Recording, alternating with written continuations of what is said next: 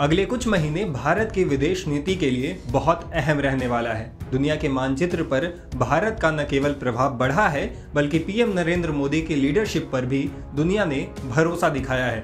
यही वजह है कि अंतर्राष्ट्रीय मंचों पर भारत का कद लगातार बढ़ रहा है और दुनिया के कई देश भारत के साथ आर्थिक और रणनीतिक साझेदारी बढ़ाने पर जोर दे रहे हैं।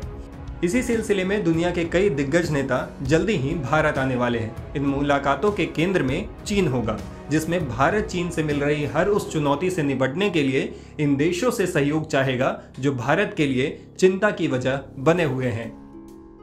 मीडिया रिपोर्ट्स के मुताबिक अगले कुछ महीने में दुनिया के कई राष्ट्राध्यक्ष और राजनेता भारत का दौरा करने वाले हैं। इनमें जर्मनी के चांसलर ओलाफ शोल्ज, फ्रांस के राष्ट्रपति इमैनुअल मैक्रों और ऑस्ट्रेलिया के प्रधानमंत्री एंथोनी अल्बानीज का नाम प्रमुख है।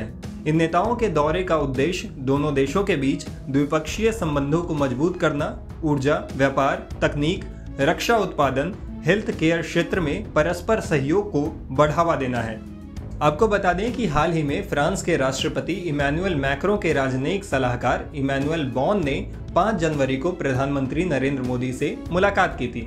इमैनुअल 36वीं भारत फ्रांस रणनीतिक वार्ता में शामिल हुए थे। इसी मुलाकात में पीएम ने फ्रांस के राष्ट्रपति को भारत आने का न्योता दिया था।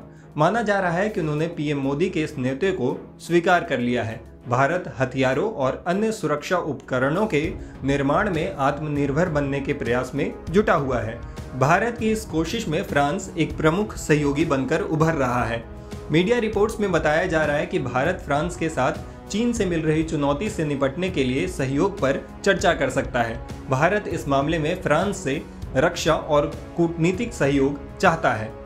वहीं जर्मनी के चांसलर ओलाफ शोल्ज की बतौर राष्ट्राध्यक्ष ये भारत की पहली यात्रा होगी।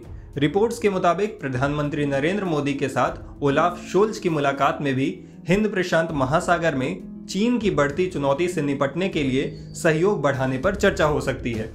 वहीं माना जा रहा है कि ऑस्ट्रेलिया के प्रधानमंत्री एंथोनी अल्बानीज के साथ भी चीन की चुनौती से निपटने के लिए रक्षा और कूटनीतिक सहयोग बढ़ाने पर चर्चा हो सकती है।